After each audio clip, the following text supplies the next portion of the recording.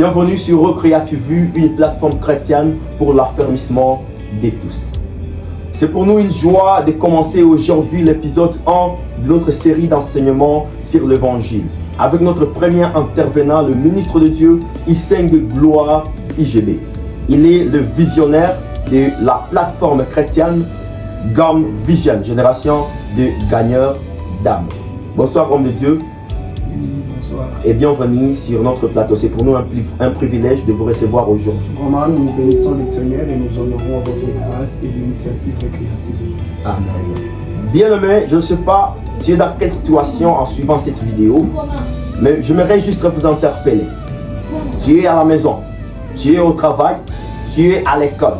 N'oublie pas notre principe. Être connecté avec un stylo et une bloc-notes pour ne rien perdre. Bienvenue pour écouter l'homme de Dieu. L'orateur du jour, le mystère sera révélé. Bienvenue, homme de Dieu. Merci beaucoup. Et je bénis vraiment le Seigneur pour ce privilège que nous avons de la part de Dieu pour annoncer la bonne nouvelle, qui est l'évangile.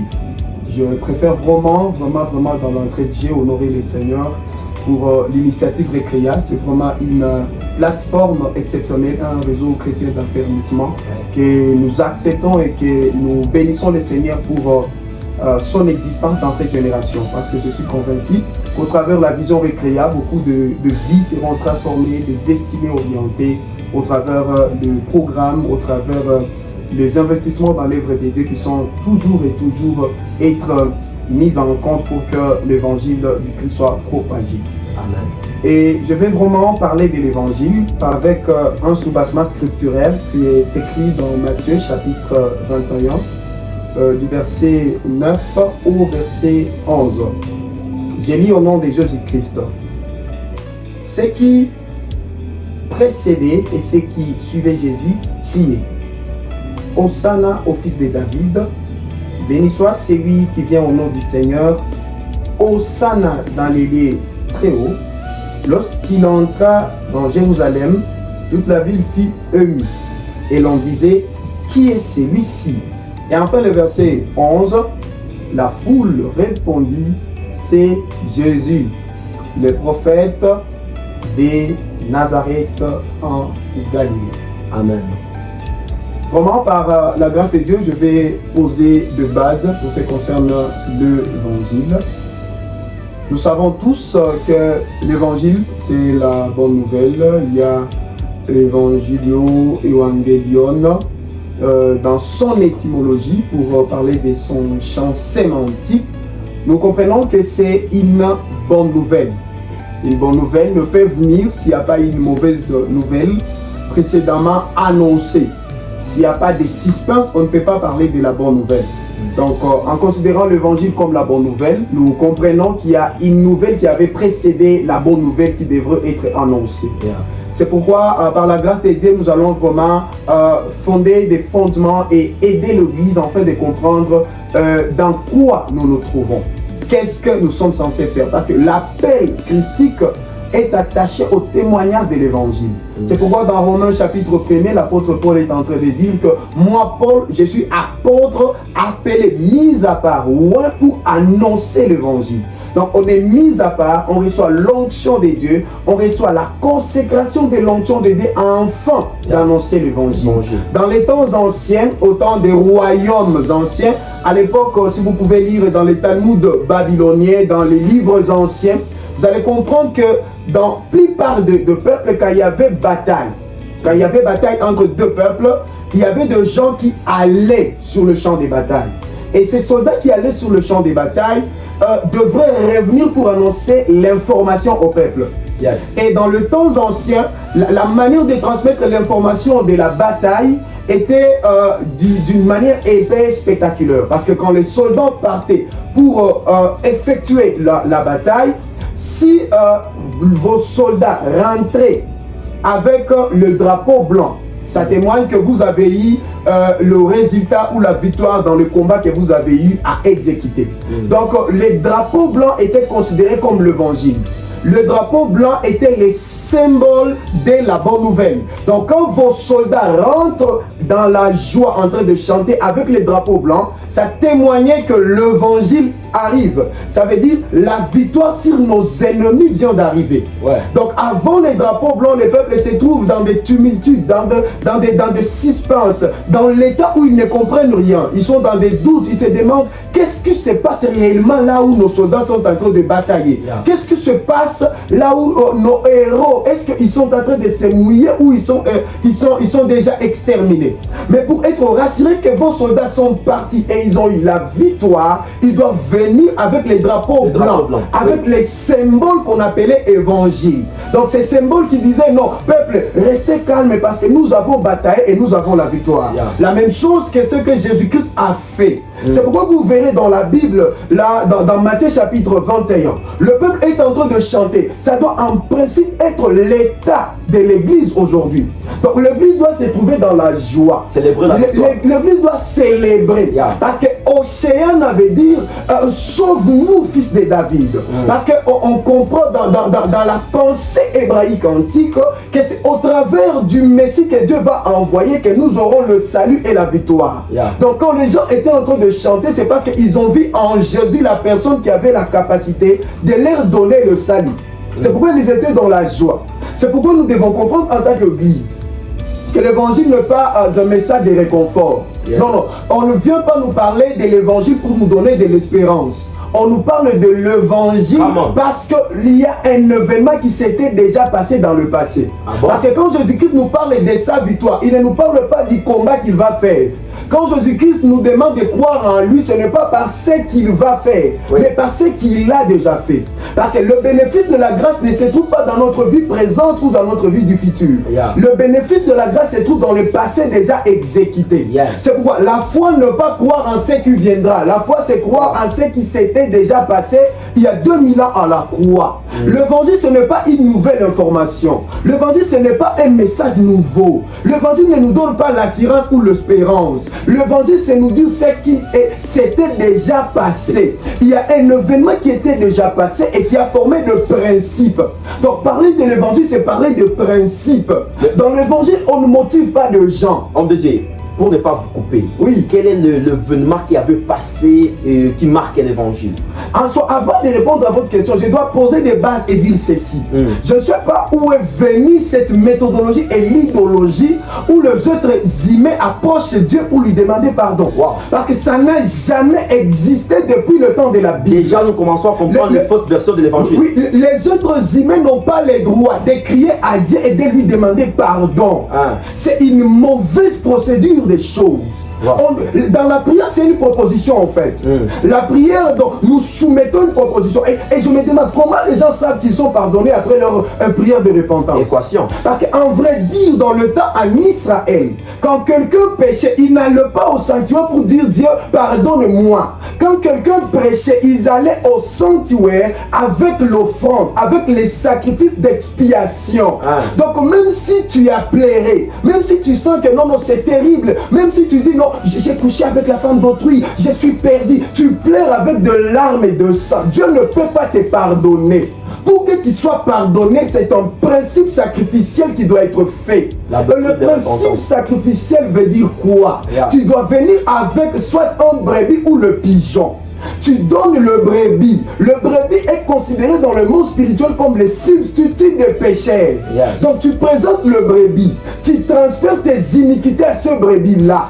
Comme Dieu est un Dieu de justice, et sa justice suppose que tout homme qui pêche mourra. Le salaire du péché, c'est la mort. Il faut que le brebis soit tué pour le péché là. Ça ne veut pas dire que Dieu a ignoré ce que tu as fait, mais ça veut dire qu'au lieu que toi tu sois tué, Dieu tue le brebis à ta place. La même chose qui se fait, parce que ce qui se passait dans l'Ancien Testament était l'ombre de ce qui devrait être exécuté par le Seigneur Jésus. Jésus vient et fait son sacrifice. Lui, il prend notre place. Et en prenant notre place, lui, il meurt comme le brebis mourait dans le temps de l'Ancien Testament. Et nous, alors, nous sommes reconnus comme étant justes. Le vêtement qui s'était passé, c'est le vêtement du sang de Jésus-Christ qui a été versé. C'est le vêtement parce que nous ne sommes pas sauvés seulement parce que Jésus-Christ est mort. Parce que tous les prophètes étaient morts. Tous les grands influenceurs, le Gautama, l'initiateur du bouddhisme, les avatars qu'on reconnaît, le Shiva dans l'hindouisme, ils étaient tous morts. Mais le problème n'est pas la mort. Et même Mohamed aussi. Oui, Mohamed était mort, Kimbangu était mort, William Mario Branham était mort. Donc leur mort, la mort ne peut pas donner le salut. Et même le pasteur Bakoban aussi était mort. Le pasteur Bakoban, le Namugunga, le Tibidos était mort. Donc ce n'est pas la mort qui donne le salut, c'est qui donne le salut. Parce que la mort en fait, c'est le châtiment de la condamnation. La mort veut dire quoi? Veut dire que comme tu as péché, tu mérites la mort. Comme tu es pécheur, tu mérites la mort. Alors, la résurrection vient pour dire, j'ai accepté l'offrande que Jésus-Christ a présentée. Et comme l'offrande est acceptée, parce que j'ai la grâce, je vous donne la justice. Donc, parlant de la justification, l'évangile est axé sur le Jésus ressuscité. L'évangile est axé sur celui qui est passé 3 jours dans les tombeaux et il est ressuscité. Parce que le Christ crucifié ne sauve pas. C'est le Christ ressuscité qui donne l'accès vers le Père. Voilà, c'est comme ça tel que ça doit fonctionner. Voilà la conception que nous avons de l'évangile et nous devons vraiment comprendre ces choses. Parce que ne pas les comprendre, c'est abuser tout, c'est être dans le faux. Alors, si je vous comprends bien, vous voulez nous dire que ce n'est pas par la mort qu'on a été sauvé, mais c'est par la résurrection. Par la résurrection. Et c'est par là où il y a une bonne nouvelle ou comment? Oui, la bonne nouvelle commence dans la trajectoire. Parce que les actes de Jésus, ce sont des actes symboliques. Jésus-Christ ne vivait pas dans les hasards comme les êtres humains normaux. Jésus-Christ vivait et tout ce qu'il faisait était prophétiquement à planifier dans l'éternité de Dieu. Quand Jésus-Christ meurt, cela veut dire qu'il reçoit le salaire de nos péchés. Alors, en recevant le salaire de notre péché, nous n'avons pas jusque-là la justification. Nous aurons la justification quand le Christ est mort et ressuscité. Parce qu'il a fait 3 jours dans le sanctuaire de Dieu, en train de démontrer et d'exposer son offrande. Quand le sacrificateur, écoute ceci, homme de Dieu, le principe sacrificiel veut dire quoi? Dans le sacerdoce, le sacrificateur entrait dans l'espace qu'on appelait l'espace, les saints des saints, le lieu très saint. Le sacrificateur entrait là-bas, mais avant d'entrer, le sacrificateur devrait d'abord se purifier lui. Pourquoi? Parce que lui étant entré là-bas, s'il entre avec le péché, il va mourir et le peuple ne sera plus pardonné. Alors les sacrificateurs devraient d'abord commencer par lui avant de présenter le pardon du péché des peuples. Donc il devait d'abord se sanctifier lui, premièrement. Alors ce qui se passe c'est quoi? Si le sacrificateur entre dans le lieu très saint avec le péché, le sacrificateur va mourir là-bas, il ne va plus rentrer. Et là, le peuple, si le sacrificateur ne rentre pas, ils vont dire non, Dieu n'a pas agréé nos prières. Ils vont les tirer, il avait des cordes et des grenades sur des pieds, ils vont les tirer à l'extérieur. Alors Jésus-Christ, pour comprendre et pour nous attester réellement que son offrande a été acceptée, il devrait revenir. Donc Jésus-Christ ne peut pas revenir sur la terre seulement pour des spectacles. Jésus-Christ était revenu comme le sacrificateur dont son offrande a été agréée. Il s'est donné en sacrifice. Donc quand il se donne en sacrifice, pour attester que Dieu a accepté, Dieu ne l'a pas tué, Dieu ne l'a pas retenu dans le séjour des morts, pour nous donner l'assurance que nous aussi nous pouvons passer par la mort et avoir la résurrection. Pour nous rassurer que c'est lui qui peut donner la vie éternelle, nous devons le voir vivant après la mort. C'est ce qui va nous rassurer qu'au travers de lui, nous pouvons avoir la vie éternelle. C'est pourquoi Jésus-Christ, dans le 3 jours, il était en train de présenter son sacrifice au Père. Et il a présenté son sacrifice. Il a terminé le dimanche matin, c'est pourquoi même il a parlé avec ces femmes. Non, laissez-moi, je vais attester, je vais terminer mon offrande auprès du Père. Donc Jésus-Christ a terminé ce dimanche-là l'œuvre sacrificielle. Par après, il a commencé à parler avec le disciple. Donc l'évangile est attaché sur le Christ glorifié, le Christ ressuscité, le Christ qui ne dit pas que je viens seulement pour le brebis perdu d'Israël. Le Christ qui dit allez et faites de toutes les nations mes disciples. Le Christ qui dit non, vous serez mes témoins à Jérusalem, en Samarie, à Judée et jusqu'aux extrémités de la terre. Parce que l'évangile n'est pas quelque chose de l'Israël. L'évangile c'est pour l'église et l'église est universelle. Donc c'est pour le monde entier. Homme de Dieu, si nous vous avons bien capté, en résumé, vous nous avez, dans votre exposé, vous nous avez donné que dit l'évangile sur quelques doctrines de la Bible comme la repentance et confort, mais aussi vous nous avez montré quelles sont les fausses versions de l'évangile. Alors la dernière question que nous pouvons poser, c'est quoi? Que devons-nous faire pour vivre selon l'évangile dans cette génération? La première des choses, il faut être conscient que Jésus-Christ a tout fait à ta place. Il faut lui faire confiance parce que dans la dispensation de la grâce, Dieu ne nous demande pas de faire des choses pour lui plaire. Dieu nous demande de croire en ce qu'il a fait pour lui plaire. Donc pour être agréable à Dieu, ça ne te demande pas de fournir des forces, ça te demande de croire qu'il a tout fait à ta place. C'est l'attitude que nous devons avoir pour attester que nous avons l'évangile. C'est la première des choses. La deuxième des choses, il faut toujours déclarer la position que tu as en Christ. Dis chaque fois, je suis saint, je suis juste, je suis pardonné, je suis sacrificateur dans le royaume de Dieu. Je suis sanctifié, mes péchés sont pardonnés, je suis enfant de Dieu. Déclarer ce que tu es et ou fermer tes oreilles quand on veut te dire des choses qui sont contraires à l'évangile authentique. Donc accepter que l'évangile c'est une personne qui s'est révélée pour apporter le salut à l'humanité. Accepter que c'est seulement en Jésus-Christ que tu peux avoir la vie éternelle. Accepter que l'évangile n'est pas l'espérance dans une vie future, mais c'est une réalité déjà passée. Christ l'a fait une fois pour toutes. C'est à toi de croire, parce que croire c'est toucher dans le dépôt de Dieu. Ce n'est pas créer. Dieu ne va plus créer encore. Dieu a créé, c'est suffisant. Il faut croire que Dieu possède ce que tu demandes et Dieu te donnera ce que tu as besoin. En d'autres termes, nous devons confesser l'évangile, nous devons marcher dans notre foi en confessant et non en couquemer. Amen. Alléluia, alléluia. Autrement dit, homme de Dieu, nous aimerions aussi savoir, dans cette génération, qu'est-ce que vous trouvez comme mauvaise version de l'évangile par rapport à l'intégrité de l'évangile en lui-même? Première des choses, il y a beaucoup de contre-vérités qui sont enseignées aujourd'hui. Et c'est pourquoi moi je soutiens la thèse que l'église doit être réévangélisée. En soi, il y a des pécheurs, pas seulement en dehors de l'église, il y a des pécheurs dans l'église. Parce que dans nos églises, il y a beaucoup de gens qui ont adhéré à la religion chrétienne sans être convertis réellement par la nouvelle naissance. La première des choses, je comprends que dans la plupart, jusqu'à 90% de nos églises, ce sont des faussetés qui sont enseignées. Parce qu'on ne doit pas être dans l'église et dire aux gens qui sont dans l'église qui sont encore sur des liens de famille, qui sont liés et qui iront en enfer. La gestion des liens dans l'évangile, c'est quoi? Voilà, nous devons comprendre qu'une fois que vous êtes en Christ, vous êtes une nouvelle créature. Les choses anciennes sont passées et toutes choses sont devenues nouvelles. Et la gestion des combats spirituels? Le combat spirituel, tu dois le faire avec la mentalité et le positionnement du victorieux. Donc tu combats le combat spirituel avec le statut de celui qui a déjà la victoire en avance. Parce que nous ne combattons pas pour la victoire, mais nous combattons dans la victoire. Mais homme de Dieu, il y a aussi un problème aujourd'hui à l'église. Comment un chrétien qui a reçu l'évangile peut avoir encore des démons? Et on nous prêche que c'est un chrétien mais qui a des démons. Non, un chrétien qui a des démons n'est pas chrétien. Parce que les démons ne peuvent pas, il n'existe pas de cohabitation entre deux mondes spirituels à la fois.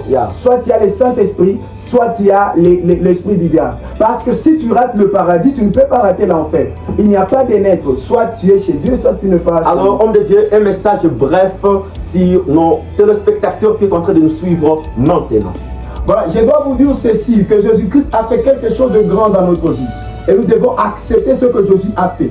C'est suffisant. Donc il faut accepter, même quand tu as des difficultés, même quand tu as des situations que tu ne comprends pas, même quand tu as des choses qui te tourmentent, des questionnements dans ta tête, tu vois des situations qui se répètent dans ta vie. Non, ne te tourmente pas. Crois certainement que Jésus-Christ a la capacité et a le pouvoir au travers de son évangile de faire de grandes choses au travers de toi. Tu dois croire que tu es béni de toutes sortes de bénédictions spirituelles en Christ. L'évangile libère, l'évangile affranchit, l'évangile te dit que tu es sanctifié, tu es libéré et tu as le plein droit de jouir de la bonté qui se trouve en Dieu au travers de Jésus-Christ. Voilà ce que j'ai vraiment dit, parce que l'évangile doit être christocentrique, c'est-à-dire axé sur la personne et l'œuvre de Jésus-Christ. Amen, amen, amen. Nous sommes tellement bénis, bien-aimés, restez connectés sur Recréa TV. Et vous n'allez rien perdre. Je ne vais pas quitter ici sans lui demander quelques programmes de son ministère pour y participer présentiellement. Voilà, merci beaucoup. Je suis le berger de la plateforme évangélique Génération des Gagneurs d'âme. Nous nous réunissons chaque mardi à partir de 14h45. On est là à l'école chez mon ami au terrain de Bourg-le-3. pouvez arriver là-bas. Et je suis aussi pionnier et directeur d'une école sacerdotale, une école du ministère appelée Glory Ministries Academy. Nous vous invitons à vous inscrire et vous serez richement édifiés par la parole de Dieu. Merci beaucoup. Waouh! Vraiment, nous sommes bénis par votre présence et votre passage sur notre plateau. Bien-aimés, restez connectés sur Recréa TV.